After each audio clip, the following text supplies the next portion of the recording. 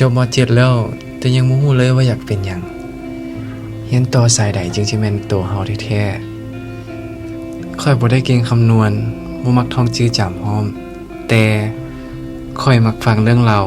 มักเบิ่งรูปเงาและมักตั้งคำถามกับโลกใบนี้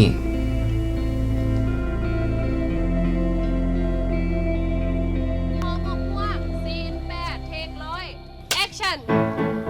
เป้ป้าหน่อยเป้คิปเปอร์เลยเป็นนางสาวที่ท้ายม .7 ปีกายนี้กับเพื่ออ้ายที่มาเรียน Mass Communication ซื้อย่อ DMC ซื้อภาษาลาวภาควิชาสื่อสารมวลชนกับเพื่ออ้าย พวกเขาเฮ็ดหยังกันวะ ของความปลอดภัยนะทุกคนช่วยกันรักษาความสะอาดทิ้งขี้เหงื่อให้ลงถังเนี่ยขี้เหงื่อให้ถูกต้องเพื่อมหาวิทยาลัยที่เขียวสะอาดของพวกเราเจ้าและนี่ก็คือภาพบรรยากาศและพื้นที่ตัวจริง ที่จะพาท่านผู้ชมมาติดตาม และรับรู้ข้อมูลข่าวสารไปพร้อมๆกัน และตอนนี้ก็ไปที่สถานี สื่อสารมวลชนว่ะสายนี้เขาเรียนอีหยังกันแน่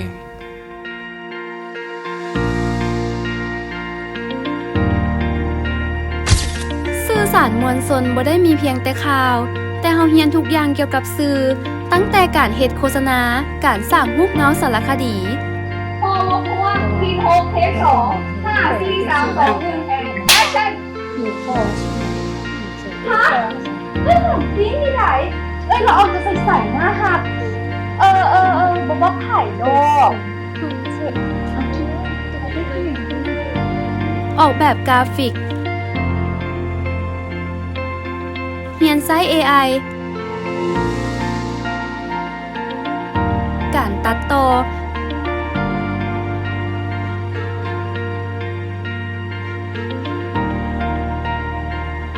การเขียนข่าวรายงานข่าว ข้าพเจ้าต้มวงแสงเดือนพร้อมด้วย ข้าพเจ้าพลอยมณีพุทธวงศ์ ขอลาทานผู้ชมไปก่อนสำหรับมื้อนี้ ขอกล่าวคำว่าสบายดี การจัดรายการวิทยุ สบายดีบรรดาทานผู้ฟังที่น่าหักหมดทุกๆทาน ยินดีต้อนรับทุกทานเข้าสู่วิทยุสื่อสารมวลชนกับรายการ DMC 79อยู่กับโฆษกนุ่นๆคนดีคนเดิม เขียนบทความหนังสือพิมพ์ ผลิตรายการและคอนเทนต์ต่างๆ พวกเราเรียนทั้งเบื้องหน้าและเบื้องหลังใช้กล้องก็เป็น อยู่ต่อหน้ากล้องก็ได้เราพัฒนาตัวเองไปพร้อมกับสื่อใหม่ๆ เพราะพวกเราเชื่อว่าสื่อบ่แม่นเพียงแต่การเล่าเรื่อง แต่คือการสร้างเนื้อหาที่มีคุณภาพออกสู่สังคม ถ้าน้องๆสนใจสิ่งเหล่านี้ ภาควิชาสื่อสารมวลชนกำลังรอท่าน้องๆอยู่